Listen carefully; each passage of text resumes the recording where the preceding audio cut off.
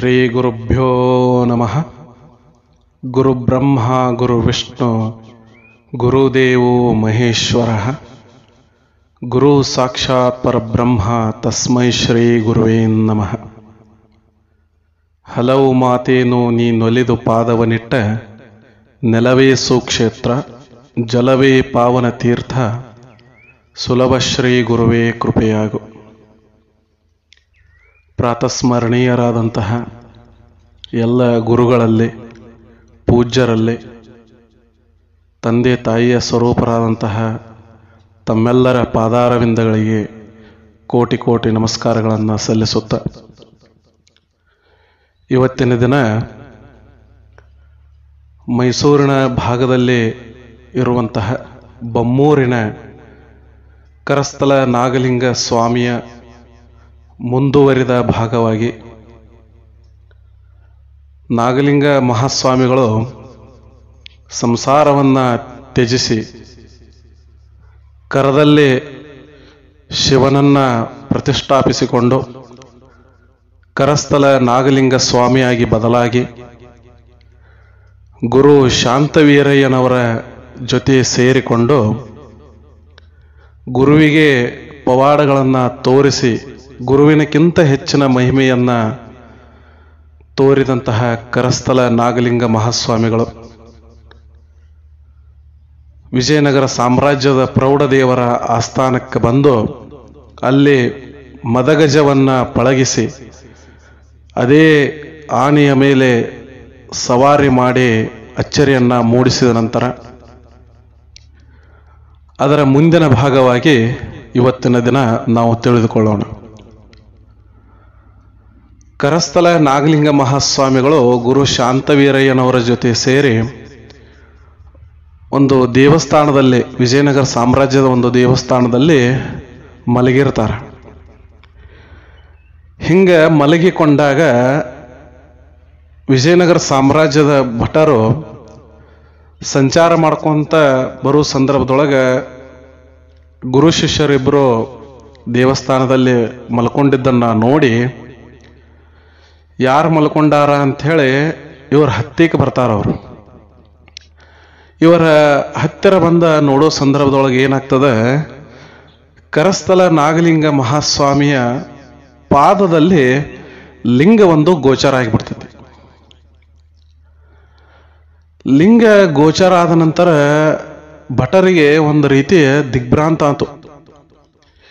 ಏನಿದು ಪಾದದಲ್ಲಿ ಲಿಂಗ ಕಾಣಿಸ್ಲಕ್ಕತ್ತಲ್ಲ, ಎಂತಹ ಮಹಾಪುರುಷ ಇರಬಹುದು ಇವರು ಅಂಥೇಳಿ ಈ ವಿಚಾರವನ್ನು ಆಗಿನ ವಿಜಯನಗರ ಸಾಮ್ರಾಜ್ಯದ ಅಧಿಪತಿಯಾಗಿರುವಂತಹ ಪ್ರೌಢದೇವರಾಯರಿಗೆ ಈ ವಿಷಯ ಮುಟ್ಟುತ್ತದೆ. ಆ ಭಟರು ಹೋಗಿ ಈ ವಿಷಯವನ್ನು ಮುಟ್ಟಿಸ್ತಾರೆ. ಈ ವಿಷಯವನ್ನು ಮುಟ್ಟಿಸಿದ ನಂತರ ಭಟರಿಗೆ ಆಜ್ಞೆ ಮಾಡ್ತಾರ ಪ್ರೌಢದೇವರಾಯರು, ಇಲ್ಲ ಕರದಲ್ಲೇ ಲಿಂಗವನ್ನು ಇಟ್ಕೊಂಡಿದ್ದು ನೋಡಿವಿ, ಕೊರಳಾಗ ಲಿಂಗವನ್ನು ಕಟ್ಕೊಂಡಿದ್ದೆಲ್ಲ ನೋಡಿವಿ, ಆದರೆ ಲಿಂಗವನ್ನು ಪಾದದೊಳಗೆ ಇಟ್ಕೊಂಡಾರಂದ್ರೆ ಇದು ಹೆಂಗೆ ಸಾಧ್ಯ? ಅದು ಏನಾದರೂ ಬೇರೆ ಇರಬೇಕು ನೋಡ್ರಿ. ಆ ಲಿಂಗ ನೀವೇನು ಮಾಡ್ರಿ, ಅದನ್ನು ಕಾಲಾಗಿಂದ ಕಿತ್ಕೊಂಡು ಬರ್ರಿ ಅಂತ ಹೇಳಿ ಪ್ರೌಢದೇವರಾಯರು ಅಪ್ಪಣೆ ಮಾಡಿಬಿಡ್ತಾರೆ. ಈ ವಿಷಯವನ್ನು ಕೇಳಿದಂತಹ ಭಟರು ಏನು ಮಾಡಿಬಿಟ್ರು, ಬಡ ಬಂದ ಇವ್ರೇನು ಮಲ್ಕೊಂಡಿದ್ರಲ್ಲ, ಮಲ್ಕೊಂಡಾಗ 4-5 ಭಟರು ಬಂದ ನಾಗಲಿಂಗ ಮಹಾಸ್ವಾಮಿಯ ಕಾಲನ್ನು ಜೋರಾಗಿ ಗಟ್ಟಿಯಾಗಿ ಹಿಡಿದು ತಮ್ಮಲ್ಲಿರುವಂತಹ ಕತ್ತಿಯಿಂದ ಕಾಲೊಳಗಿನ ಲಿಂಗವನ್ನು ಕಿತ್ತು ಬಿಡ್ತಾರೆ. ಕಾಲಾಗಿನ ಲಿಂಗವನ್ನು ಕಿತ್ತ ನಂತರ ಏನಾಯ್ತು, ಇಬ್ಬರು ನಿದ್ರಾವಸ್ಥೆಯೊಳಗಿದ್ದಾರೆ. ಕಾಲಾಗಿನ ಲಿಂಗವನ್ನು ಕಿತ್ತ ನಂತರ ನಾಗಲಿಂಗ ಸ್ವಾಮಿಗೆ ಎಚ್ಚರಾಗ್ಬಿಡ್ತು.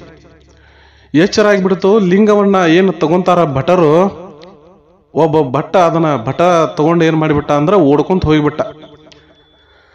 ಈ ಲಿಂಗವನ್ನು ಕಿತ್ತ ನಂತರ ನಾಗಲಿಂಗ ಸ್ವಾಮಿಯ ಕಾಲೊಳಗಿಂದ ರಕ್ತ ಸೋರ್ಲಾಕ್ ಚಾಲು ಮಾಡಿಬಿಡ್ತು. ಒಂದಿಬ್ಬರು ಭಟರು ಅಲ್ಲೇ ನಿಂತರು. ಈ ಲಿಂಗವನ್ನು ತಗೊಂಡ ಒಂದಿಬ್ಬರು ಭಟರು ಆಸ್ಥಾನಕ್ಕೆ ಹೋಗಿಬಿಟ್ರು.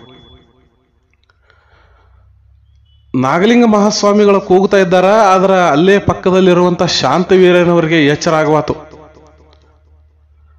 ಆ ಗಾಢ ನಿದ್ದೆಯೊಳಗೆ ಅವರು ಮುಳುಗಿಬಿಟ್ಟಾರ. ಆ ರಕ್ತ ಕಾಲಿಂದ ಸಂಚಾರ ಆಗಿ ಆಗಿ ಆಗಿ ನಾಗಲಿಂಗ ಮಹಾಸ್ವಾಮಿಗಳು ಮೂರ್ಛೆ ಹೋಗಿಬಿಟ್ರು. ಇದನ್ನು ನೋಡಿ ಭಟರಿಬ್ರು ಏನ್ ನಿಂತಿದ್ರಲ್ಲ ಅವರು ಕೂಡ ಓಡಿ ಹೋಗ್ಬಿಟ್ರು. ಭಟರ ಓಡಿ ಹೋದ್ರು. ಆ ಲಿಂಗವನ್ನ ತಗೊಂಡು ಹೋದವ್ರು ಏನ್ ಮಾಡ್ರು, ಪ್ರೌಢ ದೇವರಾಯನ ಆಸ್ಥಾನಕ್ಕೆ ಹೋಗಿ ರಾಜನ ಮುಂದೆ ಹೇಳ್ರು, ರಾಜರೇ, ಮತ್ತು ನಾವು ಇದನ್ನ ಲಿಂಗವನ್ನ ಕಿತ್ತು ತಂದಿದ್ದೀವಿ, ಆದ್ರೆ ಕಿತ್ತ ನಂತರ ಕಾಲೊಳಗಿಂದ ರಕ್ತ ಬರ್ತಾ ಇದೆ ಅಂತ ಹೇಳಿ. ಅವಾಗ ಪ್ರೌಢ ದೇವರಾಯ ಏನು ಅನ್ಕೊಂಡ್ರು ಅಂತಂದ್ರ, ಅಯ್ಯೋ ನಮ್ಮಿಂದ ಬಹಳ ತಪ್ಪಾಯ್ತಲ್ಲ, ನಾವು ಅದು ಏನೋ ಸುಮ್ಮ ಇರಬಹುದು ಅಂತ ಹೇಳಿ ತಿಳ್ಕೊಂಡ್ರೆ ಕಾಲಿಂದ ರಕ್ತ ಹೋಗ್ತಾ ಇದೆ ಅಂದ್ರೆ ಅವರು ಮಹಾಪುರುಷರು ಇರಬೇಕು ಅಂತ ಹೇಳಿ ತಿಳ್ಕೊಂಡು ಆ ಲಿಂಗಕ್ಕೆ ಆಸ್ಥಾನದೊಳಗೆ ಅದಕ್ಕನೇ ಒಂದು ಏನಪ್ಪಾ ಅಂದ್ರೆ ಪೀಠವನ್ನ ರೆಡಿ ಮಾಡಿ ಅದಕ್ಕೆ ಪೂಜಾ ಕೈಂಕರ್ಯಗಳನ್ನ ಕೈಗೊಂಡ್ರು. ಆ ಪೂಜಾ ಕೈಂಕರ್ಯಗಳನ್ನ ಆ ಕಡೆ ಅವರು ಮಾಡ್ತಿರೋ ಸಂದರ್ಭದೊಳಗೆ ಈ ಕಡೆ ಏನಾಗ್ತಾ ಇದೆ ಅಂದ್ರೆ ದೇವಸ್ಥಾನದೊಳಗೆ ಈ ನಾಗಲಿಂಗ ಸ್ವಾಮಿಗಳು ಮೂರ್ಛೆ ಹೋಗ್ಬಿಟ್ಟಿದಾರ. ಶಾಂತವೀರಯ್ಯ ಗುರುಗಳಿಗೆ ಎಚ್ಚರ ಆಗ್ಬಿಡ್ತು. ಶಿಷ್ಯನ ಕಾಲಿನಿಂದ ರಕ್ತ ಏನು ಸುರಿತಾ ಇದೆ ಆ ದೇವಸ್ಥಾನದ ರಂಗಮಂಚದಿಂದ ಹಂಗ ಹರ್ಕೊಂತ ಬರ್ಲಾಕತ್ತತಿ ನೋಡಿ ಶಾಂತವೀರಯ್ಯನವರು ಗಾಬರಿ ಆಗ್ಬಿಟ್ರು. ಶಾಂತವೀರಯ್ಯನವರು ಗಾಬರಿಯಾಗಿ ಏನಾಗ್ತಾ ಇದೆ, ಶಿಷ್ಯಗ ಕಾಲೊಳಗಿನ ಲಿಂಗವನ್ನ ಯಾರು ತಗೊಂಡು ಬಿಟ್ಟಾರಲ್ಲ ಅಂತ ಹೇಳಿ ಶಿಷ್ಯನನ್ನ ಎಬಸ್ಲಿಕ್ಕೆ ಹೋದ್ರು. ನಾಗಲಿಂಗ ನಾಗಲಿಂಗ ಅಂತ ಹೇಳಿ ನಾಗಲಿಂಗನ ಎಷ್ಟು ಎಬಸಿದ್ರು, ನಾಗಯ್ಯನನ್ನ ಎಷ್ಟು ಎಬಸಿದ್ರು ನಾಗಲಿಂಗ ಎಳ್ಳಿಲ್ಲ. ಮೂರ್ಛೆ ಹೋಗಿರೋದು ಹಂಗ ಏನಾಗ್ಲಿಕ್ಕತ್ತದೋ ಅಂತ ಅಂದ್ರೆ ಅವರ ಪ್ರಾಣ ಪಕ್ಷಿ ಹಾರಿ ಹೋಗುವ ಸಂದರ್ಭ ಬರ್ತಾ ಇದೆ. ಉಸಿರು ಏನಪ್ಪಾ ಅಂತಂದ್ರೆ ಮ್ಯಾಲಿಂದ ಮ್ಯಾಲ ಕೆಳಗಿಂದ ಕೆಳಗಾಗುವಂತ ಸಂದರ್ಭ ಬಂತು. ಇನ್ನೇನು ಕ್ಷಣ ಮಾತ್ರದಲ್ಲಿ ಉಸಿರು ಹೋಗಬೇಕಾಗಿತ್ತು. ಶಾಂತವೀರಯ್ಯನವರು ಗಾಬರಿ ಆಗಿಬಿಟ್ರು. ಭಟರನ್ನ ಕೂಗಿರು, ಭಟರ ಬರ್ರಿ ಬರ್ರಿ ಅಂತ ಹೇಳಿ ಆ ಕಡೆ ಈ ಕಡೆ ಆಜು ಬಾಜು ಇದ್ದ ಮಂದಿಗೆಲ್ಲ ಕರೆದು ಹೇಳ್ತಾ ಇದ್ದಾರ, ಇಲ್ಲ ಹಿಂಗ ಕಾಲೊಳಗಿಂದ ಲಿಂಗಿತ್ತು, ಭಟರ್ ತಗೊಂಡು ಹೋಗ್ಯಾರ, ನಾಗಯ್ಯಗ ಏನಪ್ಪಾ ಅಂದ್ರ ಪ್ರಾಣ ಪಕ್ಷಿ ಹಾರಿ ಹೋಗುವಂತ ಸಂದರ್ಭ ಬಂದೈತಿ ಅಂತ ಹೇಳಿ ಅನ್ನುವಷ್ಟರೊಳಗೆ ನಾಗಲಿಂಗ ಸ್ವಾಮಿಯ ಪ್ರಾಣ ಪಕ್ಷಿ ಹಾರಿ ಹೋಗ್ಬಿಡ್ತು. ಪ್ರಾಣ ಪಕ್ಷಿ ಹಾರಿ ಹೋಗಿಬಿಡ್ತು. ಈ ವಿಚಾರ ಭಟರು ಹೋಗಿ ಆಸ್ಥಾನದೊಳಗಿನ ರಾಜನ ಹೇಳ್ರು, ರಾಜರ ತಪ್ಪಾಗಿಬಿಟ್ಟತ್ರಿ, ಲಿಂಗವನ್ನ ಕಿತ್ತ ತನ್ನ ನಂತರ ಕಾಲಿನಿಂದ ಏನು ರಕ್ತ ಹೋಗುತ್ತಿತ್ತೋ ಆ ರಕ್ತ ಹೋಗುವುದ್ರ ಜೊತೆ ಅಲ್ಲಿರುವಂತಹ ಸಂತನ ಆ ಸಾಧುವಿನ ಪ್ರಾಣ ಪಕ್ಷಿ ಹಾರಿ ಹೋಗಿಬಿಟ್ಟದ ತಂದು ಕೂಡಲೇ ನೋಡ್ರಿ ಪ್ರೌಢ ದೇವರಾಯ ಕ್ಷಣ ಮಾತ್ರದಲ್ಲಿ ತಡ ಮಾಡಲಾರದ ಆ ಲಿಂಗವನ್ನ ತೆಗೆದುಕೊಂಡು ಭಟರ ಕೈಯಾಗ ಕೊಟ್ರು. ಇದು ಹೋಗಿ ಎಲ್ಲಿತ್ತೋ ಅಲ್ಲೇ ಹೋಗಿ ಮುಟ್ಸೋ ಹೋಗ್ರಿ ಅಂತ ಹೇಳಿ. ಎಲ್ಲಿತ್ತೋ ಅಲ್ಲೇ ಹೋಗಿ ಮುಟ್ಸ್ರಿ ಅಂದಾಗ ಭಟರ ಧಾವಿಸಿ ಓಡಿ ಬಂದ್ರು. ಈ ಕಡೆ ಜನಸಾಗರ ಏನಪ್ಪಾ ಅಂತಂದ್ರ ದೇವಸ್ಥಾನದ ಸುತ್ತಲೂ ನೆರೆದು ಬಿಟ್ಟೈತಿ. ಶಾಂತವೀರಯ್ಯನವ್ರು ಏನಪ್ಪಾ ಅಂತಂದ್ರ ನಾಗಲಿಂಗನ ಮುಂದೆ ಕುಂತ ಎಬಸ್ಲಿಕತ್ತಾರ, ಅಳ್ಳಿಕತ್ತಾರ. ಆದ್ರ ನಾಗಲಿಂಗನ ಪ್ರಾಣ ಪಕ್ಷಿ ಹಾರಿ ಹೋಗ್ಬಿಟ್ಟದ. ಹೀಗಿರುವಾಗ ಒಬ್ರು ಅಲ್ಲಿರುವಂತವ್ರಂದ್ರು, ಇಲ್ಲ ಲಿಂಗ ಕಾಲೊಳಗಿತ್ತಂತ ಅಂತೀರಿ, ಕಾಲೊಳಗೆ ಲಿಂಗವನ್ನ ಇಟ್ಕೊಂಡನಂದ್ರ ಇವ್ ಎಂತಾವ್ ಇರಬೇಕು, ಕಾಲೊಳಗೆ ಯಾಕೆ ಬಂತೋದು ಲಿಂಗ ಅಂಥೇಳಿ ಅಲ್ಲಿದ್ದಂತಹ ಜನ ಅಂದ್ರು. ಇಲ್ಲ ಇವು ಸಾಮಾನ್ಯ ಮನುಷ್ಯನಲ್ಲ, ಸಾಕ್ಷಾತ್ ಭಗವಂತಿದ್ದಾನ ಅಂತ ಹೇಳಿ ಶಾಂತವೀರಯ್ಯನವರು ವರ್ಣಿಸ್ತಾ ಇದ್ದಾರೆ. ಆದ್ರೆ ಅಲ್ಲಿದ್ದವನಂತ ಒಬ್ಬ ಅಂದ, ಇಲ್ಲ ಲಿಂಗವನ್ನ ಏನಪ್ಪಾ ಅಂತಂದ್ರ ಕೇವಲ 6 ಏನಪ್ಪಾ ಅಂದ್ರ ಸ್ಥಳಗಳಲ್ಲಿ ಮಾತ್ರ ಧರಿಸಲಕ್ ಸಾಧ್ಯ ಐತಿ. ಆ 6 ಸ್ಥಳಗಳಲ್ಲಿ ಯಾರು ಧರಿಸಿರ್ತಾರ ಅವ್ರು ಅಷ್ಟೇ ಮಹಾಪುರುಷರಿರ್ತಾರ. ಇವ್ ಹೆಂಗ ಮಹಾಪುರುಷ ಆಗ್ಲಿಕ್ಕೆ ಸಾಧ್ಯದ? ಲಿಂಗವನ್ನ ಕಾಲೊಳಗೆ ಇಟ್ಕೊಂಡಾನ, ಲಿಂಗಕ್ಕೆ ಅವಮಾನ ಮಾಡ್ಲಿಕ್ಕತ್ತಾನ ಅಂತ ಹೇಳಿ ಅಲ್ಲಿರುವಂತ ಜನ ಅನ್ನಕತ್ರು. ಯಾವ 6 ಸ್ಥಾನಗಳು ಎಲ್ಲಿ ಇರಬೇಕು ಲಿಂಗ ಅಂತಂದ್ರ, ಒಂದು ಶಿರಸ್ಸಿನ ಮೇಲೆ ಇಟ್ಕೊಂಡಿರ್ಬೇಕು, ಇನ್ನೊಂದು ಕಂಠದತ್ತಿಕ ಇರಬೇಕು, ಇಲ್ಲ ಕಂಕುಳಲ್ಲಿರಬೇಕು, ಇಲ್ಲ ವೃಕ್ಷಸ್ಥಳದಲ್ಲಿರಬೇಕು, ಇಲ್ಲ ಕುಕ್ಷಿಯಲ್ಲಿರಬೇಕು, ಇಲ್ಲವೇ ಹಸ್ತದಲ್ಲಿರಬೇಕು. ಈ 6 ಸ್ಥಳ ಬಿಟ್ರೆ ಬ್ಯಾರೆ ಯಾವ ಕಡೆನೂ ಲಿಂಗ ಇರಬಾರದು ಅಂತ ಹೇಳಿ ಅಂದಾಗ, ಇಲ್ಲ ಈ ದೇಹವೇ ಒಂದು ಲಿಂಗ ಅಂತ ಹೇಳಿ ಶಾಂತವೀರಯ್ಯನವರು ಏನಪ್ಪಾ ಅಂದ್ರ ವರ್ಣಿಸ್ಲಿಕ್ಕತ್ರು. ನಾಗಯ್ಯ ಹೆಂಗಪ್ಪ ಅಂತಂದ್ರ ಸ್ವತಃ ತಾನೇ ಲಿಂಗ ಇದ್ದಾನ, ಅವ ಎಲ್ಲಿ ಲಿಂಗ ಇಟ್ಕೊಂಡ್ರು ಅದರೊಳಗೆ ತಪ್ಪೇನದ ಅಂತ ಹೇಳಿ ವರ್ಣಿಸುವ ಸಂದರ್ಭದೊಳಗೆ ಆ ಭಟರು ಓಡಿ ಬಂದ್ರು ಲಿಂಗವನ್ನ ತಗೊಂಡು. ನೋಡ್ರಿ ಆ ಲಿಂಗವನ್ನ ತೆಗೆದುಕೊಂಡು ಮತ್ತ ಆ ನಾಗಲಿಂಗನ ಪಾದಕ್ಕೆ ಶಾಂತವೀರಯ್ಯನವರು ಅದನ್ನ ಮುಟ್ಟಿಸ್ತಾರ. ಪ್ರಾಣ ಪಕ್ಷಿ ಮತ್ತೆ ಏನಪ್ಪಾ ಅಂತಂದ್ರ ಅವರ ದೇಹವನ್ನ ಹೊಕ್ಕಿತು. ಪ್ರಾಣ ಪಕ್ಷಿ ಅವರ ದೇಹವನ್ನ ಹೊಕ್ಕಿತು. ಆ ಪ್ರಾಣ ಪಕ್ಷಿ ಬಂದ ನಂತರ ಕರಸ್ಥಲ ನಾಗಲಿಂಗ ಮಹಾಸ್ವಾಮಿಗಳು ಎಚ್ಚೆತ್ತುಕೊಂಡ್ರು. ಈ ಸುದ್ದಿ ಅದಾಗಲೇ ರಾಜನಿಗೆ ಮುಟ್ಟಿತ್ತು. ಸ್ವತಃ ಪ್ರೌಢ ದೇವರಾಯರೇ ಏನಪ್ಪಾ ಅಂತಂದ್ರ ಆ ದೇವಸ್ಥಾನದ ಕಡೆ ಓಡೋಡಿ ಬಂದ್ರು. ಅಟೋತಿಗಾಗಲೇ ಈ ನಾಗಲಿಂಗ ಮಹಾಸ್ವಾಮಿಗಳು ಎದ್ದು ನಿಂತು ಅದೇ ಸುಧಾರಿಸ್ಕೊಳ್ತಾ ಇದ್ರು. ಆ ಸಂದರ್ಭದೊಳಗೆ ಪ್ರೌಢ ದೇವರಾಯ ಬಂದು, ಗುರುವೇ, ನಮ್ದು ತಪ್ಪಾಯ್ತು. ಲಿಂಗಗಳನ್ನ ಏನಪ್ಪಾ ಅಂತಂದ್ರ 6 ಸ್ಥಳಗಳಲ್ಲಿ ಇಟ್ಕೊಂತಾರತ್ತ ಗೊತ್ತಿತ್ತು. ಆದ್ರೆ ನೀವು ಕಾಲಿನಲ್ಲಿ ಇಟ್ಕೊಂಡಿದ್ದನ್ನ ನೋಡಿ ಅದನ್ನ ಕಿತ್ತು ತರ್ಲಾಕ ಏನಪ್ಪಾ ಅಂದ್ರ ಆಜ್ಞೆ ಮಾಡಿದವನೇ ನಾನು. ನನ್ನ ತಪ್ಪನ್ನ ನೀವು ಕ್ಷಮಿಸ್ಬಿಡ್ರಿ ಗುರುವೇ ತಂದಾಗ, ನೋಡ್ರಿ ಗುರುವಿನ ಮನಸ್ಸು ಹೆಂಗಾಯ್ತು ಅಂದ್ರ, ತಪ್ಪು ಮಾಡ್ಯಾರ ಕ್ಷಮಾ ಕೇಳ್ಯಾರ ಅಂದ ಬಳಕ ಅದನ್ನ ಕ್ಷಮಿಸುವಂತಹ ಗುಣ ಗುರುವಿಗಿರ್ತದ. ಆಯ್ತು, ಕ್ಷಮಾಪಣೆ ಮಾಡಿದಿನಂತ ಹೇಳಿದ ನಂತರ ಎಲ್ಲ ವಾದ್ಯ ಮೇಳದೊಂದಿಗೆ ಆ ಗುರು ಶಿಷ್ಯರನ್ನ ಮತ್ತ ಆಸ್ಥಾನಕ್ಕೆ ಕರ್ಕೊಂಡು ಹೋದ್ರು. ಅದಾಗಲೇ ಪ್ರೌಢ ದೇವರಾಯನ ಆಸ್ಥಾನದೊಳಗ 100 ಜನ ಸ್ವಾಮೀಜಿಗಳಿದ್ರು, 100 ಜನ ಅಯ್ಯರಿದ್ರು. ಆ 100 ಜನ ಅಯ್ಯರಲ್ಲಿ ಈ 101ನೇ ಏನಪ್ಪಾ ಅಂತಂದ್ರ ಗುರುವಾಗಿ ನೀವು ಇರಬೇಕು ಅಂತ ಹೇಳಿ ಪ್ರೌಢ ದೇವರಾಯ ನಾಗಲಿಂಗ ಮಹಾಸ್ವಾಮಿಗಳಿಗೆ ಬೇಡ್ಕೊತಾ ಇದ್ದಾನೆ. ನಾಗಲಿಂಗ ಮಹಾಸ್ವಾಮಿಗಳಿಗೆ ಬೇಡ್ಕೊಂಡ ನಂತರ ಆವಾಗ ನಾಗಲಿಂಗ ಮಹಾಸ್ವಾಮಿಗಳು ಒಪ್ಪಿಕೊಂಡು ಪ್ರೌಢ ದೇವರಾಯನ ಆಸ್ಥಾನದೊಳಗ ಇರ್ಲಿಕ್ಕೆ ಶುರು ಮಾಡ್ರು. ಗುರು ಶಾಂತವೀರಯ್ಯನವರು ಮತ್ತು ಈ ಕರಸ್ಥಲ ನಾಗಲಿಂಗ ಮಹಾಸ್ವಾಮಿಗಳು ಇಬ್ಬರು ಕೂಡ ಅಲ್ಲಿ ಉಳಿತಾರ. ಅವಾಗ ಪ್ರೌಢ ದೇವರ ಆಸ್ಥಾನದೊಳಗ 101 ಅಯ್ಯರು ಉಳಿದು ಬಿಟ್ರು. ಅವಾಗ 101 ಅಂತ ಹೇಳಿ ಅದು ಹೆಸರು ಬರ್ತಾ ಹೋಯ್ತು. ಈ 101 ಅಯ್ಯರಲ್ಲಿ ಏನಪ್ಪಾ ಅಂತಂದ್ರ ನೋಡ್ರಿ, ವಿಶ್ವಕರ್ಮ ಕುಲದಲ್ಲಿ ಹುಟ್ಟಿರುವಂತಹ ನಾಗಲಿಂಗ ಮಹಾಸ್ವಾಮಿ ನಾಗಯ್ಯ ಏನಿದ್ದ ಅಲ್ಲಿ ಅಯ್ಯನ ಸ್ಥಾನವನ್ನ ಪಡ್ಕೊಂಡು 101 ಅಯ್ಯರಲ್ಲಿ 101ನೇ ಏನಪ್ಪಾ ಅಂತಂದ್ರ ಅಯ್ಯನ ಸ್ಥಾನವನ್ನ ಪಡ್ಕೊಂಡು ಎಷ್ಟು ಜನ ಏನು ಅಲ್ಲಿ ಅಯ್ಯರಿದ್ರು ಅವರಲ್ಲಿ ಅಗ್ರಗಣ್ಯನಾಗಿ ಕರಸ್ಥಲ ನಾಗಲಿಂಗ ಮಹಾಸ್ವಾಮಿಗಳು ನಿಂತ್ಕೋತಾರ. ಕರಸ್ಥಲ ನಾಗಲಿಂಗ ಮಹಾಸ್ವಾಮಿಗಳು ನಿಂತುಕೊಂಡಾಗ ಆ ಆಸ್ಥಾನದೊಳಗೆ ನಡೀತ್ ನೋಡ್ರಿ. ಆವಾಗ ಸಮಸ್ಯೆ ಏನು ಸಮಸ್ಯೆ ಆಗ್ಲಿಕ್ಕಿತ್ತು ಅಂದ್ರ, ಎಲ್ಲಾ ಆ 100 ಜನ ಏನು ಅಯ್ಯರಿದ್ರು, ಅವರ ಸಹಚರರಿದ್ರು, ಅವರೆಲ್ಲರೂ ಕೂಡ ನಾಗಯ್ಯನನ್ನ ನಮ್ಮ ಅಯ್ಯನ ಸ್ಥಾನದೊಳಗೆ ಇಟ್ಕೊಳಕ ಅವ ಅರ್ಹಲ್ಲ ಅಂಥೇಳಿ ವಾದ ಮಾಡ್ಲಿಕ್ಕೆ ಶುರು ಮಾಡ್ರು. ನಾವು ಯಾವ ಕುಲದವರು, ಅವನು ಯಾವ ಕುಲದವನು, ನಮ್ಮ 100 ಜನರಲ್ಲಿ 101ನೇ ಅಯ್ಯನಾಗಿ ಅವನು ಹೆಂಗ ಸೇರ್ಕೊಂತಾನ, ಹಂಗ ಸೇರ್ಕೊಲಿಕ್ಕೆ ಆಗುದಿಲ್ಲ ಅಂಥೇಳಿ 100 ಜನ ವಾದ ಮಾಡ್ತಿದ್ರು. ಅವಾಗ ನಾಗಯ್ಯ ಕೂಡ ಏನು ಹೇಳ್ತಾನ ಅಂತಂದ್ರೆ, ಯಾವುದೇ ಧರ್ಮ ಆಗಲಿ ಯಾವುದೇ ಕುಲ ಆಗಲಿ ಅದು ಸಮಾಜದ ಉದ್ಧಾರಕ್ಕೆ ಹೊರತು ನಮ್ಮಲ್ಲೇ ಕಚ್ಚಾಡ್ಲಿಕ್ಕಲ್ಲ. ನಾನು ಯಾವುದೇ ಕುಲದಲ್ಲಿ ಹುಟ್ಟಿರ್ಬೋದು, ಈ ಕುಲದಲ್ಲಿ ಏನಪ್ಪಾ ಅಂತಂದ್ರೆ ಈಗ ಬಂದು ಸೇರಿರ್ಬೋದು, ಮುಂದೆ ಯಾವ ಕುಲವನ್ನ ಸೇರ್ತೀನೋ ಅದು ಗೊತ್ತಿಲ್ಲ. ಭೂಮಿಯ ಮೇಲೆ ಒಂದೇ ಒಂದು ಕುಲ, ಅದು ಮಾನವ ಕುಲ ಅಂತ ಹೇಳಿ ತುಂಬಾ ತಿಳಿಸಿ ಹೇಳಿದ್ರೂ ಸಹ ಅಲ್ಲಿರುವಂತಹ ಜನರು ಯಾರು ಅದನ್ನೇನ್ ಮಾಡಲಿಲ್ಲ, ಒಪ್ಕೋಲಿಲ್ಲ.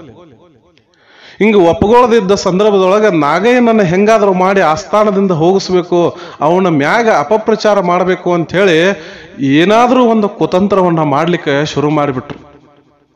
ಹಿಂಗ ಕುತಂತ್ರವನ್ನ ಮಾಡಿ ಮಾಡಿ ಮಾಡಿ ರಾಜನಿಗೆ ದಿನಾಲು ಕಿವಿ ತುಂಬುತ್ತಾ ಇದ್ರು ಅವರು. ನೋಡ್ರಿ, ರಾಜ ಮೊದಲಿನ ಸಂದರ್ಭದೊಳಗ ಸ್ವಲ್ಪ ನಾಗಯ್ಯನ ಮೇಲೆ ಒಲವು ಇಟ್ಟರೂ ಸಹ ಈ 100 ಜನರು ಏನು ಕಿವಿ ತುಂಬುತ್ತಿದ್ರು ಇದನ್ನ ದಿನ ಕೇಳಿ ಕೇಳಿ ಕೇಳಿ ಕೇಳಿ ಕಿವಿಯಿಂದ ಹೋದಂತಹ ವಿಷಯ ನೆತ್ತಿಗೆ ಏರಿಬಿಡ್ತು. ಯಾವಾಗ ನೆತ್ತಿಗೆ ಏರಿತೋ ಅವಾಗ ನಾಗಯ್ಯನನ್ನ ಹೊರಗೆ ಹಾಕಬೇಕು ಅಂತ ಹೇಳಿ ಪ್ರೌಢ ದೇವರಾಯ ನಾಗಯ್ಯನನ್ನ ಹೊರ ಹಾಕ್ಲಾಕ ಏನಪ್ಪಾ ಅಂತಂದ್ರ ಆಜ್ಞಾಪಿಸಿದ. ನಾಗಯ್ಯನ ಮ್ಯಾಗ ಸಿಟ್ಟು ಮಾಡ್ಕೊಲಿಕ್ಕೆ ಶುರು ಮಾಡಿದ, ನಾಗಲಿಂಗನ ಮ್ಯಾಗ ಸಿಟ್ಟು ಮಾಡ್ಕೊಲಿಕ್ಕೆ ಶುರು ಮಾಡಿಬಿಟ್ಟ. ಅವಾಗ ನಾಗಲಿಂಗ ಮಹಾಸ್ವಾಮಿಗಳಂದ್ರು, ರಾಜ, ಇದು ನಿನಗ ಶೋಭೆ ಅಲ್ಲ. ನಾನಾಗಿ ಇಲ್ಲಿ ಬಂದು ಸೇರಿಲ್ಲ, ನೀನು ಕರೆದೆ ನಾನು ಬಂದೆ. ನೀನು ಹೋಗಂದ್ರ ನಾನು ಹೋಗ್ತೀನಿ. ಆದ್ರೆ ನೀನು ಏನು ಈ ನೆತ್ತಿಗೆ ಏರಿಸ್ಕೊಂಡಿದ್ದಿಲ್ಲ, ಈ ಅಮಲ ಏನದ, ಇದು ನಿನಗೆ ಶೋಭೆ ತರುವುದಿಲ್ಲ, ಇದು ಬ್ಯಾಡ. ಅಷ್ಟು ಏನಪ್ಪಾ ಅಂತಂದ್ರ ಸಂತರನ ಮ್ಯಾಗ ನೀನು ಈ ಏನ ಕೋಪದಿಂದ ಮಾತಾಡ್ತಾ ಇದ್ದೀಯಾ, ಹಂಗ ಮಾತಾಡ್ಲಿಕ್ಕೆ ನಿನಗೆ ಏನು ಅರ್ಹತೆ ಇದೆ? ರಾವಣನಷ್ಟ ಏನಪ್ಪಾ ಅಂತಂದ್ರ ಆಸ್ತಿ ಇದೆಯಾ? ಇಂದ್ರನಷ್ಟ ಏನಪ್ಪಾ ಅಂದ್ರ ಆಸ್ತಿ ಇದೆಯಾ? ಕರ್ಣನಂತೆ ಏನಪ್ಪಾ ಅಂತಂದ್ರ ನಿನಗ ಅಷ್ಟು ಶೌರ್ಯ ಇದೆಯಾ? ಸುಯೋಧನನಂತೆ ಏನಪ್ಪಾ ಅಂತಂದ್ರ ನಿನಗೆ ಸಿಟ್ಟಿದೆಯಾ? ಹಿಂಗೆಲ್ಲ ವಾದ ಮಾಡೋ ಸಂದರ್ಭದೊಳಗೆ ಇದನ್ನೆಲ್ಲ ವಾದ ಮಾಡಿ ಮಾಡಿ ತಿಳಿಸಿ ಹೇಳ್ರು. ಮತ್ತ ಪ್ರೌಢದೇವರ ನೋಡ್ರಿ ಆಗಿನ ಸಂದರ್ಭದೊಳಗೆ ಏನ್ ಮಾಡ್ರು, ಇಲ್ಲ ಗುರುವೇ ನಂದ ತಪ್ಪಾಯ್ತು ಅಂತೇಳಿ ಮತ್ತೆ ಕ್ಷಮಾಪಣೆ ಕೇಳ್ರಿ. ಅವಾಗ ಈ 100 ಜನಕ್ಕೆ ಮತ್ತೆ ಸಮಸ್ಯೆ ಆಯ್ತು. ಏನು ನಾವೆಲ್ಲ ಹೇಳಿ ಮಾಡಿದ್ದೀವು, ಇಷ್ಟು ದಿವಸ ಎಲ್ಲ ಮಾಡಿದ್ದೀವು, ಆದ್ರ ಮತ್ತೆ ನಾಗಯ್ಯ ಬಂದ ಪ್ರೌಢದೇವರಾಯನನ್ನ ಒಲಿಸ್ಕೊಂಡು ಬಿಟ್ಟಲ್ಲ ಅಂಥೇಳಿ. ಆದ್ರೆ ನಾಗಲಿಂಗ ಮಹಾಸ್ವಾಮಿಗಳು ನೋಡ್ರಿ ಈ ವಿಚಾರ ಏನವ್ರ ತಲೆಗೆ ಗೊತ್ತಾಗಿತ್ತು, ಆಸ್ಥಾನದೊಳಗೆ ಹಿಂಗೆ ಸಮಸ್ಯೆ ಆಗೈತೆ ಅಂತ ಗೊತ್ತಾಗಿತ್ತು. ಅವಾಗ ಕರೆಸ್ತಲ್ಲ ನಾಗಲಿಂಗ ಮಹಾಸ್ವಾಮಿಗಳೇ ತೀರ್ಮಾನ ಮಾಡಿಬಿಟ್ಟಿದ್ರು, ಏನಪ್ಪಾ ಅಂತಂದ್ರೆ ಈ ಆಸ್ಥಾನವನ್ನ ಬಿಟ್ಟು ನಾನೇ ಹೊರಡಬೇಕು, ಯಾಕಂದ್ರೆ ನನ್ನಿಂದ ನಿಮಗೆ ಸಮಸ್ಯೆ ಆಗೋದು ಬೇಡ ಅಂತ ಹೇಳಿ ಅವರೇ ತೀರ್ಮಾನ ಮಾಡ್ಕೊಂಡ್ಬಿಟ್ರು.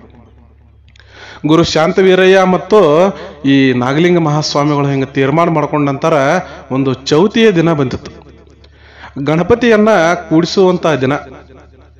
ಗಣಪತಿ ಪ್ರತಿಷ್ಠಾಪನೆ ಆಯಿತು. ಆವಾಗ ಪ್ರೌಢದೇವರಾಯ ಏನು ಮಾಡಿಬಿಟ್ರು ಅಂತಂದ್ರೆ ಎಲ್ಲ 101 ಸೇರಿಸಿ ಪ್ರತಿಯೊಬ್ಬ ಗುರುವಿಗೂ ಈ ಸೂಕ್ತವಾದಂತಹ ಏನಪ್ಪಾ ಅಂತಂದ್ರೆ ಗುರುಕಾಣಿಕೆಯನ್ನ ನೀಡ್ತಾ ಬಂದ್ರು. ಗುರುಕಾಣಿಕೆಯನ್ನ ನೀಡ್ತಾ ನೀಡ್ತಾ ನೀಡ್ತಾ ನಾಗಯ್ಯನಿಗೂ ಸಹ ಗುರುಕಾಣಿಕೆಯನ್ನ ನೀಡಿದ್ರು. ವಜ್ರ ಖಚಿತವಾದಂತಹ 2 ಕೈಗಳಿಗೆ ವಜ್ರ ಖಚಿತವಾದಂತಹ ಬಂಗಾರದ ಕಡಗಗಳನ್ನ ತೊಡಿಸಿದ್ರು. ಯಾಕಂದ್ರೆ ವಿಜಯನಗರ ಸಾಮ್ರಾಜ್ಯ ಅಂದ್ರೆ ನಿಮಗೆ ಗೊತ್ತದ, ಹಾದಿ ಬೀದಿಯೊಳಗ ರತ್ನಗಳನ್ನ, ಮುತ್ತುಗಳನ್ನ, ವಜ್ರ ವೈಡೂರ್ಯಗಳನ್ನ ಮಾರುವಂತಹ ಪ್ರಬುದ್ಧವಾದಂತಹ ಅದೊಂದು ಮಣಿತನ, ಅದೊಂದು ರಾಜಮಣಿತನ ವಿಜಯನಗರ ಸಾಮ್ರಾಜ್ಯ. ಅಂತ ವಿಜಯನಗರ ಸಾಮ್ರಾಜ್ಯದ ಪ್ರೌಢದೇವರಾಯರು ಕರಸ್ಥಲ ನಾಗಲಿಂಗ ಸ್ವಾಮಿಯ 2 ಕೈಗಳಿಗೆ ವಜ್ರ ಖಚಿತವಾದಂತಹ ಬಂಗಾರದ ಕಡಗಗಳನ್ನ ತೊಡಿಸಿಬಿಟ್ರು. ಈ ಬಂಗಾರದ ಕಡಗಗಳನ್ನ ತೊಡಿಸಿದ್ರು. ಎಲ್ಲರಿಗೂ ಏನಪ್ಪಾ ಅಂತಂದ್ರೆ ಆ ಆಸ್ಥಾನದೊಳಗೆ ಸಂತೋಷ ಆಗಿತ್ತು. ಆದ್ರೆ 100 ಜನ ಅಯ್ಯರಿಗೆ ಮಾತ್ರ ಸ್ವಲ್ಪ ಇರುಸು ಮಿರುಸಾಗಿತ್ತು. ನೋಡ್ರಿ, ಗುರುವಿಗೆ ಏನಪ್ಪಾ ಅಂತಂದ್ರೆ ಯಾವಾಗಲೂ ಯಾವುದೇ ವಜ್ರ ವಸ್ತು, ಆಸ್ತಿ ಪಾಸ್ತಿ ಇವ್ದು ಯಾವುದ್ರ ಮ್ಯಾಗೂ ಆಸೆ ಇರುವುದಿಲ್ಲ. ಚೌತಿ ಗಣಪತಿ ಕುಂಡಿಸಿದ ದಿನದಿಂದ ವಿಸರ್ಜನೆಯ ದಿನ ಬಂತು. ಎಲ್ಲರೂ ಕೂಡಿ ಆಸ್ಥಾನದ ಏನಪ್ಪಾ ಅಂದ್ರೆ ಗಣಪತಿಯನ್ನ ವಿಸರ್ಜನೆ ಮಾಡ್ಲಿಕ್ಕಂತ ಹೇಳಿ ಹೊರಟಿದ್ರು. ಈ ಹೋಗುವ ಸಂದರ್ಭದೊಳಗೆ ನದಿಯಲ್ಲಿ ಆ ಗಣಪತಿಯನ್ನ ವಿಸರ್ಜನೆ ಮಾಡಿದ ನಂತರ ಆಕಾಶದಲ್ಲಿ ಒಂದು ಪಕ್ಷಿ, ನೋಡ್ರಿ ಬಹಳ ಮಾರ್ಮಿಕವಾದಂತಹ ಇದೊಂದು ಸನ್ನಿವೇಶ ಇದೆ. ಆಕಾಶದಲ್ಲಿರುವಂತಹ ಪಕ್ಷಿ ಏನು ಮಾಡ್ತಿತ್ತು ಅಂತಂದ್ರೆ ಜೋರಾಗಿ ಬಂದು ನದಿಯೊಳಗಿನ ಮೀನ್ ಏನಿರ್ತೈತಲ್ರಿ, ಆ ಮೀನನ್ನ ತನ್ನ ಚುಂಚಿನಲ್ಲಿ, ಕೊಕ್ಕಿನಲ್ಲಿ ಅದನ್ನ ಹಿಡಿದು ಮ್ಯಾಗ ಒಯ್ತಿತ್ತು. ಮ್ಯಾಗ ಹೋಗಿ ಮತ್ತದನ್ನ ನದಿಯೊಳಗೆ ಬೀಸಾಕ್ತಿತ್ತು. ನದಿಯೊಳಗೆ ಬಿದ್ದ ಮೀನು ಅದು ಸಂಚಾರ ಮಾಡೋ ಸಂದರ್ಭದೊಳಗೆ ಮತ್ತೆ ಜೋರಾಗಿ ಬರ್ತಿತ್ತು, ಮೀನ ಹಿಡಿತಿತ್ತು, ಮ್ಯಾಗ ಹೋಗುತ್ತಿತ್ತು, ಮತ್ತೆ ಕೆಳಗೆ ಒಗಿತಿತ್ತು. ಹಿಂಗೆ 2-3 ಸಲ ಆ ಪಕ್ಷಿ ಮಾಡುವುದನ್ನ ನದಿಯ ಪಕ್ಕದಲ್ಲಿರುವಂತಹ ಎಲ್ಲ ಜನ ನೋಡ್ತಾ ಇದ್ರು. ರಾಜನು ಸಹ ನೋಡ್ತಿದ್ದ, ನಾಗಲಿಂಗ ಮಹಾಸ್ವಾಮಿ ಕೂಡ ಅದ್ ನೋಡ್ತಿದ್ದ. ಅವಾಗ ಪ್ರೌಢದೇವರಾಯರಂದ್ರು, ಗುರುಗಳ ನಾಗಲಿಂಗ ಮಹಾಸ್ವಾಮಿಗಳ ಇದು ಏನು ನಡಿಲಾಗ್ತತಿ, ಇದರ ಗೂಢಾರ್ಥ ಏನು, ಯಾಕೆ ಪಕ್ಷಿ ಹಿಂಗ ಮಾಡ್ಲಿಕ್ಕತ್ತೈತಿ ಅಂದಾಗ ನಾಗಲಿಂಗ ಮಹಾಸ್ವಾಮಿಗಳು ಎಷ್ಟು ಮಾರ್ಮಿಕವಾಗಿ ಉತ್ತರವನ್ನು ಕೊಟ್ಟರು. ನೋಡ್ರಿ, ಎಷ್ಟು ಮಾರ್ಮಿಕವಾಗಿ ಉತ್ತರ ಕೊಟ್ಟರು. ಆ ಪಕ್ಷಿ ಏನು ಮಾಡ್ತಾ ಇದೆ ಅಂದ್ರೆ ನನ್ನ ಕೈಯೊಳಗಿನ ಬಂಗಾರದ ಕಡಗವನ್ನ ಬೇಡ್ತಾ ಇದೆ ಅಂತ ಹೇಳಿ ತಿಳ್ಕೊಂಡು ಒಂದು ಕೈಯಾಗಿನ ವಜ್ರ ಖಚಿತವಾದಂತಹ ಬಂಗಾರವನ್ನ ಬೀಸಿ ನದಿಯೊಳಗೆ ಒಗೆದ್ಬಿಟ್ರು. ಈ ಬೀಸಿ ನದಿಯೊಳಗೆ ಒಗೆದ ನಂತರ ಪ್ರೌಢದೇವರಾಯರು ಅದನ್ನ ನೋಡಿ ಒಮ್ಮೆ ದಿಗ್ಭ್ರಾಂತರಾದ್ರು. ಇಂತಹ ವಜ್ರ ಖಚಿತವಾದಂತಹ ಅತ್ಯಂತ ಅಮೂಲ್ಯವಾದಂತಹ ವಜ್ರಗಳು, ಬೆಲೆ ಕಟ್ಟಲಾಗದಂತಹ ವಜ್ರ ಖಚಿತವಾದಂತಹ ಆ ಕಡಗವನ್ನ ಯಾಕೆ ಗುರುಗಳ ನೀವು ನದಿಯೊಳಗೆ ಬಿಸಾಕ್ಬಿಟ್ರಿ, ಈಗಲೇ ಏನಪ್ಪಾ ಅಂದ್ರೆ ಅಂಬಿಗರನ್ನ ಕರೆಸಿ ಅದನ್ನ ತಗಸಲೇನು ಅಂತ ಹೇಳಿ. ನೋಡ್ರಿ, ನದಿ ಹೆಂಗ್ ಹರಿತಾ ಇದೆ ಅಂದ್ರೆ ಪ್ರವಾಹದ ರೀತಿಯಲ್ಲಿ ನದಿ ಹರಿತಾ ಇದೆ. ಆದ್ರೆ ಎಲ್ಲಿ ಬಿದ್ದೈತಿ ಅಂತ ಹೇಳಿ ಹೆಂಗ ಗೊತ್ತಾಗಬೇಕು. ಅಂಬಿಗರು ಸಹ ಹುಡುಕಾಡಿದ್ರು, ಸಿಗಲಾರದಂತಹ ಸ್ಥಳದಲ್ಲಿ ಅದನ್ನ ಬಿಸಾಕಿ ಬಿಟ್ಟಾರ. ಅಂಬಿಗರು ಅಲ್ಲಿ ಹೋಗಿ ತರುವಂಗ ಆಗುದಿಲ್ಲ, ಯಾಕಂದ್ರೆ ಅಷ್ಟು ಆಳವಾದ ನದಿಯಲ್ಲಿ ಪ್ರವಾಹದ ರೀತಿ ಹರಿತಾ ಇದೆ ನದಿ. ಅವಾಗ ಎಲ್ಲಿ ಅಂತ ತರ್ತೀಯ ರಾಜ ನೀನು, ಅದನ್ನ ಎಲ್ಲಿ ಅಂತ ಹುಡುಕ್ತೀಯ ತಂದಾಗ, ಹೌದು ನೀವು ಬಿಸಾಕ್ಬಿಟ್ರೆ ಎಲ್ಲಿ ಅಂತ ಹುಡುಕಾಡಬೇಕು ಅಂತೇಳಿ ಪ್ರೌಢದೇವರಾಯ ಮತ್ತೆ ಕೇಳಿದ. ಆ ಬಿಸಾಕಿದ ಸ್ಥಳವನ್ನ ನಾನು ತೋರಿಸಲಿಲ್ಲ ಅಂತ ಹೇಳಿ ಕರಸ್ಥಲ ನಾಗಲಿಂಗ ಮಹಾಸ್ವಾಮಿಗಳು ಇನ್ನೊಂದು ಕೈಯೊಳಗೆ ಏನು ಕಡಗಿತ್ತು ಅದನ್ನ ಬೀಸಿ ಮೊದಲು ಎಲ್ಲಿ ಒಗೆದಿದ್ರಲ್ಲ ಅಲ್ಲೇ ಒಗಿತನ್ ನೋಡಪ್ಪ ಅಂತೇಳಿ ಮತ್ತೆ ಅಲ್ಲೇ ಒಗೆದ್ರು. ಪ್ರೌಢದೇವರಾಯರಿಗೆ ದಿಗ್ಭ್ರಾಂತ ಆತು. ಏನಿದು, ಏನಿದು ಇಂಥ ಬೆಲೆ ಬಾಳುವ ವಜ್ರಗಳನ್ನ ಹಿಂಗ್ ಬಿಸಾಡ್ಲಿಕ್ಕೆ ಹತ್ತಿರಂದ್ರ ಯಾಕ ಅಂತ ಹೇಳಿ ಅಂದ್ರ ಅವ್ರು. ಯಾಕ ಅಂತ ಹೇಳಿ ಕೇಳಿದಾಗ ಕರಸ್ಥಲ ನಾಗಲಿಂಗ ಮಹಾಸ್ವಾಮಿಗಳಂತಾರ, ಪ್ರೌಢದೇವರಾಯ ನೀನು ನಮಗೇನು ಕೊಟ್ಟಿದ್ದೀಪ ಅಂದ್ರು. ನಾನು ನಿಮಗ ಗುರು ಕಾಣಿಕೆಯನ್ನ ಕೊಟ್ಟು ಬಿಟ್ಟಿದ್ದೇನೆ ಗುರುವೇ. ಕಾಣಿಕೆ ಅಂತ ಹೇಳಿ ಕೊಟ್ಟ ನಂತರ ಅದರ ಮ್ಯಾಗ ನಿನಗೆ ವ್ಯಾಮೋಹ ಯಾಕಪ್ಪ? ವ್ಯಾಮೋಹ ಯಾಕೆ? ಕಾಣಿಕೆ ಅಂತ ಹೇಳಿ ನೀವು ಯಾರಿಗಾದರೂ ಏನಾದರೂ ಕೊಟ್ರೆ ಅವ್ರು ಅದನ್ನ ಇಟ್ಕೋಲಿ ಅಥವಾ ಅವ್ರು ಬಿಸಾಕ್ಲಿ, ಅದರ ಮ್ಯಾಗಿನ ವ್ಯಾಮೋಹವನ್ನ ತೆಗಿಬೇಕಾಗ್ತದೆ. ನೀನು ಇಷ್ಟು ವ್ಯಾಮೋಹ ಅದ್ರ ಮ್ಯಾಗ ಇಟ್ಟಿದ್ದೆ ಅಂದ್ರ ಅದು ನನಗೆ ಕೊಡ್ಲಾಕ್ರೆ ಯಾಕೆ ಹೋಗಿದ್ದಿ? ಅದು ನನಗೆ ಕೊಡೋ ಪ್ರಶ್ನೆರೇ ಏನಿತ್ತು? ನನಗೆ ಯಾಕೆ ಕೊಡಬೇಕಾಗಿತ್ತು? ಅದನ್ನು ನಿನ್ನ ಆಸ್ಥಾನದೊಳಗೆ ಇಟ್ಕೋಬಹುದಾಗಿತ್ತಲ್ಲ, ನಿನ್ನ ಕೈಯೊಳಗೆ ಹಾಕೋಬಹುದಾಗಿತ್ತಲ್ಲ, ಯಾಕೆ ನಮಗೆ ಕಾಣಿಕೆ ಕೊಡಕ್ಕೆ ಹೋಗಿದ್ದೆ? ಇಷ್ಟಾಗಿಯೂ ನಮಗ ಅದನ್ನ ತಗೊಂಡ ಮಾಡುವುದಾದ್ರೂ ಏನದ? ಎಲ್ಲವನ್ನ ಬೇಡ ಅಂತ ಹೇಳಿ ಬಿಟ್ಟು ಬಂದ ನಂತರ ವೈರಾಗ್ಯವನ್ನ ತಾಳಿ ಸನ್ಯಾಸತ್ವವನ್ನು ತೆಗೆದುಕೊಂಡವರು ನಾವು.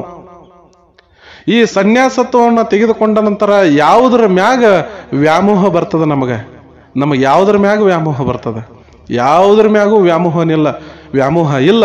ಏನ ಇದ್ರು ಪರಮಾತ್ಮನ ನಾಮಸ್ಮರಣೆಯನ್ನ ಮಾಡ್ತಾ ಸಮಾಜವನ್ನ ಉದ್ಧಾರ ಮಾಡ್ಕೊಂತ ಅಷ್ಟು ಬದುಕಿದ್ರೆ ಅದೇ ನಮ್ಮ ಜನ್ಮ ಸಾರ್ಥಕ ಅಂತ ಹೇಳಿ ಬಹಳ ಮಾರ್ಮಿಕವಾಗಿ ಉತ್ತರ ಕೊಟ್ಟರು. ಈ ಉತ್ತರ ಕೊಡ್ಲಾಕ ಕಾರಣ ಏನಂದ್ರ, ಇನ್ನುಳಿದ 100 ಜನ ಇದ್ರಲ್ಲ, 100 ಜನರಿಗೆ ಮನವರಿಕೆ ಆಗಬೇಕಾಗಿತ್ತು. ಏನಪ್ಪಾ ಅಂತಂದ್ರೆ, ಯಾವುದೇ ಸಂತ ಆಗಲಿ ಸ್ವಾಮೀಜಿಗಳಾಗಲಿ ಯಾವುದರ ಮ್ಯಾಗೂ ವ್ಯಾಮೋಹ ಪಡಬಾರ್ದು, ಅವರು ವ್ಯಾಮೋಹ ಪಡಬಾರ್ದು ಅಂತ ಹೇಳಿ ಅದನ್ನ ತಿಳಿಸಿ ಹೇಳಬೇಕಾಗಿತ್ತು. ಅವಾಗ ಈ ವ್ಯಾಮೋಹ ಪಟ್ಟಂತಹ ಪ್ರೌಢದೇವರಾಯಿಗೆ ಈ ನಾಗಲಿಂಗ ಮಹಾಸ್ವಾಮಿಗಳಂದ್ರು, ನೋಡಪ್ಪ ರಾಜ, ನೀನು ವ್ಯಾಮೋಹದಿಂದ ಕೊಟ್ಟಿರುವಂತ ಏನು 2 ಕಡಗಗಳಿದ್ದಲ್ಲ ಅವ ನದಿಯೊಳಗೆ ಇಲ್ಲಪ್ಪ, ನಿನ್ನ ಆಸ್ಥಾನದೊಳಗ ಅದಾವ. ನೀನು ಅದನ್ನ ತೆಗೆದುಕೊಂಡು ಅದನ್ನು ಏನು ಮಾಡು, ಜನರ ಕಲ್ಯಾಣಕ್ಕಾಗಿ ಉಪಯೋಗಿಸ್ಕೋ. ಈ ಆಸ್ಥಾನವನ್ನ ಏನಪ್ಪಾ ಅಂತಂದ್ರ ಸಮೃದ್ಧವನ್ನಾಗಿ ಮಾಡು. ಬಡವರು, ದೀನ ದಲಿತರು, ನಿರ್ಗತಿಕರು ಅಂತ ಹೇಳಿ ಯಾರು ಬರ್ತಾರಲ್ಲ ಅವ್ರಿಗೆಲ್ಲರಿಗೂ ದಾನ ಧರ್ಮಗಳನ್ನ ಮಾಡಿ ಪ್ರೌಢದೇವರಾಯ ಅಂತೇಳಿ ಹೆಸರಿಟ್ಟುಕೊಂಡಂಗ ಸಾರ್ಥಕ ಆಗ್ತದ. ನೀನು ಪ್ರೌಢಿಮೆಯನ್ನ ಮೆರಿ, ನಿನಗೆ ಒಳ್ಳೇದಾಗಲಿ ಅಂಥೇಳಿ ಆಶೀರ್ವಾದ ಮಾಡಿ ಅಲ್ಲೇ ಏನು ಗಣಪತಿ ವಿಸರ್ಜನೆ ಆಗಿತ್ತು, ಅಲ್ಲಿಂದ ಶಾಂತವೀರಯ್ಯನವರು ಮತ್ತು ಕರಸ್ಥಲ ನಾಗಲಿಂಗ ಮಹಾಸ್ವಾಮಿಗಳು ಆ ಪ್ರದೇಶವನ್ನ ಬಿಟ್ಟು ಮುಂದಿನ ಪ್ರದೇಶಕ್ಕೆ ಹೋಗ್ತಾರೆ. ನೋಡ್ರಿ, ಈ ಸ್ವಾಮಿಗಳು ಸಾಧು ಸಂತರು ಏನು ಮಾಡ್ಬೇಕಂತಂದ್ರೆ, ಯಾವುದರ ಮೇಲೆ ಆಸೆ ಆಕಾಂಕ್ಷೆಗಳನ್ನ ಇಟ್ಟುಕೊಳ್ಳಲಾರದ ಸಮಾಜದ ಉದ್ಧಾರಕ್ಕಾಗಿ ಜನರಿಗಾಗಿ ಅವರು ಶ್ರಮಿಸಬೇಕು, ಒಳ್ಳೆಯದನ್ನ ನೀಡಬೇಕು ಸಮಾಜಕ್ಕೆ ಅಂಥೇಳಿ ಅದನ್ನ ಕೊಡಬೇಕಾದಂತಹ ಸನ್ನಿವೇಶ ಇತ್ತು. ನಾಗಲಿಂಗ ಮಹಾಸ್ವಾಮಿಗಳು ಅದೇ ರೀತಿಯ ನಡ್ಕೊಂಡ್ರು. ಪ್ರೌಢದೇವರಾಯನಿಗೆ ತಾನು ಮಾಡಿರುವಂತಹ ತಪ್ಪಿನ ಅರಿವಾಯಿತು. ಪ್ರೌಢದೇವರಿಗೆ ಅಷ್ಟೇ ಅಲ್ಲ, ಇನ್ನುಳಿದ 100 ಜನ ಏನಿದ್ರಲ್ಲ, 100 ಅಯ್ಯರಲ್ಲಿ 100 ಅಯ್ಯನ ಏನಿದ್ರಲ್ಲ ಆ ಜನಕ್ಕೆ ಅವರಿಗೂ ಕೂಡ ಇಂತಹ ಒಳ್ಳೆಯ ಮನುಷ್ಯನನ್ನ ನಮ್ಮ ಜೊತೆ ಇಟ್ಕೊಳ್ಳಾಕ ಆಗಲಿಲ್ಲ ಅಂತೇಳಿ ಅವರು ಕೂಡ ಪಶ್ಚಾತ್ತಾಪ ಪಟ್ರು. ಹಿಂಗ ವಿಜಯನಗರ ಸಾಮ್ರಾಜ್ಯದಲ್ಲಿ 101 ಅಯ್ಯರು ಏನಿದ್ರು, ಆ ಅಯ್ಯರ ಸ್ಥಾನದಲ್ಲಿ ಅಗ್ರಗಣ್ಯನಾಗಿ ನಿಲ್ಲುವವನು ಯಾರು ಅಂತಂದ್ರ ಕರಸ್ಥಲ ನಾಗಲಿಂಗ ಮಹಾಸ್ವಾಮಿಗಳು. ನಾನು ಇವರ ಬಗ್ಗೆ ಸಂಶೋಧನೆಯ ಕಾರ್ಯವನ್ನ ಕೈಗೊಂಡಾಗ ನಮ್ಮ ಕರ್ನಾಟಕದಲ್ಲಿ 4 ಜನ ನಾಗಲಿಂಗ ಮಹಾಸ್ವಾಮಿಗಳನ್ನ ನಾನು ಪತ್ತೆ ಹಚ್ಚಿದ್ದೇನೆ. 4 ಅವತಾರಗಳು ನಮ್ಮ ಕರ್ನಾಟಕದೊಳಗಾಗ್ಯಾವ. ಇತ್ತೀಚಿನ ದಿನಗಳಲ್ಲಿ ನೀವು ನಾಗಲಿಂಗ ಸ್ವಾಮಿ ಅಂತಂದ್ರೆ ನವಲಗುಂದದ ನಾಗಲಿಂಗ ಸ್ವಾಮಿಗಳನ್ನ ನೀವು ಕೇಳಿರ್ತೀರಿ. ಈಗ ನಾನು ಹೇಳ್ತಿರುವಂತಹ ಕತೆ ಮೈಸೂರಿನ ಪ್ರಾಂತ್ಯದಲ್ಲಿರುವಂತಹ ಬೊಮ್ಮೂರಿನ ಕರಸ್ಥಲ ನಾಗಲಿಂಗ ಸ್ವಾಮಿ. ಇದಲ್ಲದ ಬಳ್ಳಾರಿಯೊಳಗೊಬ್ರು ಕರಸ್ಥಲ ನಾಗಲಿಂಗ ಮಹಾಸ್ವಾಮಿಗಳಂತಿದ್ರು. ಅದಲ್ಲದೇನೂ ಕೂಡ ಮೂಡುಬಿದಿರೆಯಲ್ಲಿ ಅಯ್ಯ ನಾಗಲಿಂಗ ಸ್ವಾಮಿ ಅಂತ ಹೇಳಿ ಒಬ್ರಿದ್ರು. ಇವರ ಬಗ್ಗೆ ಸಾಕಷ್ಟು ಮಾಹಿತಿಯನ್ನ ಹಲವಾರು ಜನ ನನಗೆ ಫೋನ್ ಮಾಡಿ ವಿಷಯಗಳನ್ನು ತಿಳಿಸಿದ್ರು. ಅದರ ಬಗ್ಗೆ ಸಂಶೋಧನೆ ಕಾರ್ಯಗಳನ್ನು ನಾನು ಕೈಗೊಂಡಿದ್ದೀನಿ. ಈ 4 ಜನ ಅಯ್ಯ ನಾಗಲಿಂಗ ಅಥವಾ ಕರಸ್ಥಲ ನಾಗಲಿಂಗ ಅಥವಾ ನವಲಗುಂದದ ನಾಗಲಿಂಗ ಇವರೇನು ಇದಾರಲ್ಲ, ಇವರ ಎಲ್ಲ ಜನ್ಮಗಳು ಪುನರ್ಜನ್ಮಗಳೇ ಅಥವಾ ಇವರೆಲ್ಲರೂ ಬೇರೆ ಬೇರೆ ನಾಗಲಿಂಗ ಮಹಾಸ್ವಾಮಿಗಳೇ ಅನ್ನೋದ್ರ ಬಗ್ಗೆ ನಾನು ಕಾರ್ಯತತ್ಪರನಾಗಿ ಕೆಲಸ ಮಾಡ್ತಾ ಇದ್ದೇನೆ. ಮುಂದಿನ ದಿನಗಳಲ್ಲಿ ಆ ಎಲ್ಲ ವಿಚಾರಗಳನ್ನು ಸವಿಸ್ತಾರವಾಗಿ ನಿಮ್ಮ ಮುಂದೆ ಇಡ್ತೀನಿ. ಅಲ್ಲಿಯವರೆಗೂ ಸರ್ವೇ ಜನ ಸುಖಿನೋ ಭವಂತು, ಸಕಲ ಸನ್ಮಂಗಳಾನಿ ಭವಂತು. ನಮಸ್ಕಾರ.